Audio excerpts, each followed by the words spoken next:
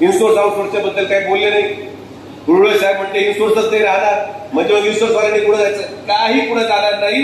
मी तुम्हाला साहेबांना करून शब्द देतो की जोपर्यंत माननीय नामदार राधाकृष्ण विखे पाटील साहेब या तालुक्याचा आणि या मतदारसंघाचं प्रतिनिधित्व करताय, पुढच्या 3 महिन्यामध्ये 10 वर्ष पूर्ण केलेला प्रत्येक व्यक्ती ह्या संस्थेच्या आस्थापनेवर दिसेल, शब्द तुम्हाला देतो. त्यामुळे अजिबात तुम्ही चर्चा करू नका. पुढल्या व्हॉट्सअपवर सोशल मीडियावर काही सोडू नका.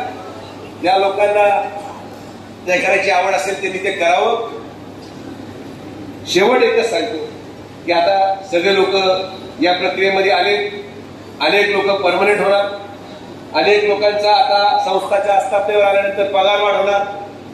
पण साहेब मी एक गोष्ट पाहिली की या शिर्डीच्या लगत जेवढे ग्रामीण भाग आहेत, ग्रामपंचायती आहेत, इथं रोजगार करणाऱ्या माणसाला आज